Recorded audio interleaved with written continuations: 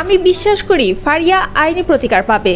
অভিনেত্রী ও উপস্থাপিকা নুসরাত ফারিয়ার গ্রেফতারকে বিব্রতকর ঘটনা হিসেবে আখ্যায়িত করে এমনটাই মন্তব্য করেছেন সংস্কৃতি বিষয়ক উপদেষ্টা মোস্তফা সরোয়ার ফারুকী। সোমবার বেলা 11টার দিকে নিজের ফেসবুকে স্ট্যাটাসে তিনি কথা বলেন।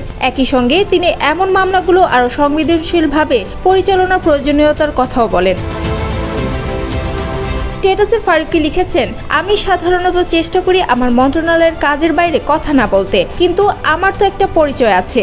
আমি এই ইন্ডাস্ট্রির মানুষ ছিলাম এবং 2 দিন পর সেখানেই ফিরে যাব। নুসরাত ফারিয়ার গ্রেফতার বিব্রতকর একটা ঘটনা হয়ে থাকলো আমাদের জন্য।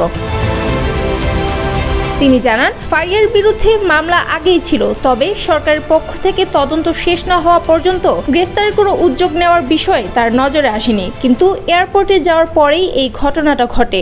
আওয়ামী লীগের সাবেক রাষ্ট্রপতি আব্দুল হামিদের বিদেশ গমনকে কেন্দ্র করে RICL TMX যুগের পর যুগ স্থাপনা থাকে মজবুত। ক্ষোভের পর ওভার নার্ভাসনেস থেকেই হয়তো এসব ঘটনা ঘটে থাকতে পারে। তিনি আরও বলেন, কয়েকদিন আগে ব্যারিস্টার আন্দালিব পার্থের স্ত্রীর সঙ্গেও এরকম একটা ঘটনা ঘটেছে। এসব ঘটনা কোনোভাবেই সমর্থনযোগ্য না। মোস্তফা সরোয়ার ফারুকী তার স্ট্যাটাসে বলেন, আমাদের সরকারের প্রধান কাজ জুলাইয়ের প্রকৃত অপরাধীদের বিচার করা।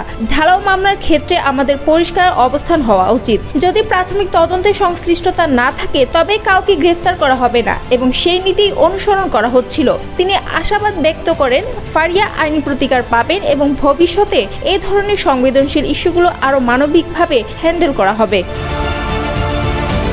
গত রবিবার সকালে থাইল্যান্ড যাওয়ার উদ্দেশ্যে শাহজালাল আন্তর্জাতিক বিমানবন্দরে পৌঁছালে ইমিগ্রেশন পুলিশ নুসরাত ফারিয়াকে আটকে দেয় এবং পরে ভাটারা থানা পুলিশের কাছে হস্তান্তর করে। এরপর বিকেলে তাকে গ্রেফতার দেখে মিন্টো রোডের গোয়েন্দা পুলিশ কার্যালয়ে নেওয়া হয়।